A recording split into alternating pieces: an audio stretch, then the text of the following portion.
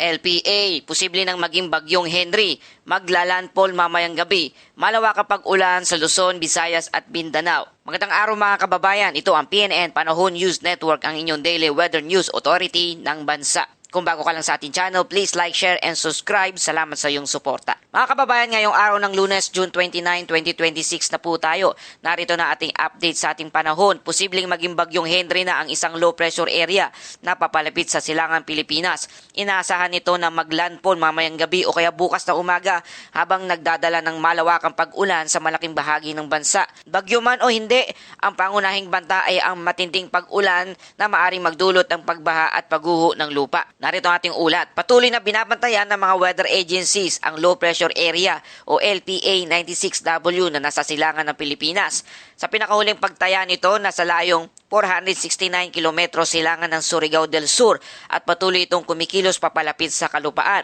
Bagamat hindi pa organisado ang sirkulasyon nito, inaasahan ng ilang forecast model na maaari itong maging isang tropical depression bago maglandfall sa Eastern Visayas o Bicol region mamayang gabi o kaya ng bukas ng madaling araw. Kapag tuluyan itong maging tropical depression habang nasa loob na ating Philippine Area of Responsibility, PAR, ito ay tatawaging bagyong Henry, ang ikawalong bagyo ng taong 2026 at posibleng maging ikatlong bagyo naman ngayong buwan ng Hunyo. Gayunpaman, nais bigyang diin ng mga meteorologists na ang pinakamalaking banta ng sistemang ito ay hindi ang malalakas na hangin, kundi ang malawakang tuloy-tuloy na pag-ulan.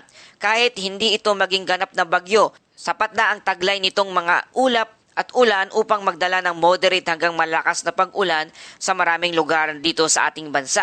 Kaya narito ang mga lugar na posibleng makaranas ng malalakas na pag-ulan. Una dyan ang Southern Luzon, Bicol Region, Eastern Visayas, Central Visayas, Western Visayas, Northern Mindanao, Caraga at Davao Region.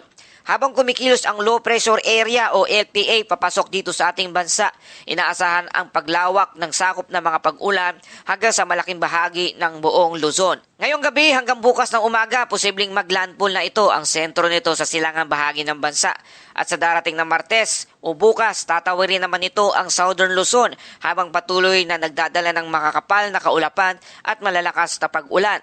Pagsapit ng Miyerkules, inaasahang nasa West Philippine Sea na ang sistemang ito, ngunit magpapatuloy pa rin ang epekto nito sa pamamagitan ng pag-ulan dahil sa hatak nitong hanging habagat na patuloy rin na isang sistema ang nagdudulot sa ating bansa ng malalakas na pag-ulan. Ano ang mga posibleng epekto nito? Dahil sa inaasahang tuloy-tuloy na pag-ulan, tumataas ang panganib ng flash flood, landslide, pag-apaw ng mga ilog, pagbaha sa mga mabababang lugar, mahinang visibility ng mga motorista at pagkaantala ng mga biyahe sa dagat at sa himpapawid. Lalo nang dapat mag-ingat ang mga residente sa mga lugar na nakakaranas ng sunod-sunod na pag-ulan nitong mga nakaraang araw. Pinapayuhan din ang mga mangingisda at mga maliliit na sasakyang pandagat na maging maingat sa paglalayag dahil posibleng lumakas ang hangin at tumaas ang mga alon sa mga silangang baybayin habang papalapit ang low pressure area. Paalala mga kababayan, bagamat posible pa rin na magbago ang lakas ng direksyon ng sistemang ito, mataas ang kumpiyansa ng mga forecast na malawak ang pag-ulan at magiging pangunahing epekto nito sa ating bansa. Kaya hinihikayat ang lahat na subaybayan lamang ang mga opisyal na weather bulletin ng Pag-asa at ihanda ang emergency kit, iwasan ang pagtawid sa baha at maging alerto sa posibilidad ng pagbaha at pagguho ng lupa sa inyong lugar. At dumako tayo sa ating Bible verse of the day mula sa Awit 46 verse 1. Ang Diyos ang ating kanlungan at kalakasan, handang saklolo sa oras ng kaguluhan. Mga kababayan, sa gitna ng mga bagyo, malalakas na ulan at iba't ibang pagsubok sa buhay, may isang lugar na ligtas nating matatakbuhan, ang Diyos.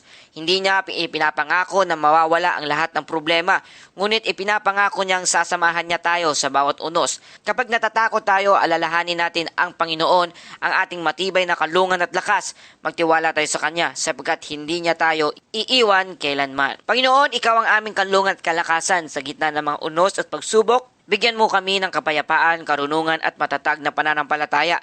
Ingatan mo ang aming mga pamilya at ang buong bansa sa pangalan ni Jesus. Amen. At yan po ating updates sa panahon. Patuloy natin binabantayan ang galaw ng low pressure area na posibleng maging bagyong Henry. Agad namin ibibigay ang update sakaling magkaroon ng malaking pagbabago sa forecast. Kung bago ko pa lamang sa ating channel, huwag kalimutang i-like, i-share at i-subscribe at i-hit na rin ang notification bell upang lagi kayong updated sa pinakabagong balitang panahon. Ito ang PNN, Panahon News Network, ang inyong daily weather news authority ng bansa. Maraming salamat at manatiling ligtas ang bawat isa hanggang sa susunod na ulat panahon.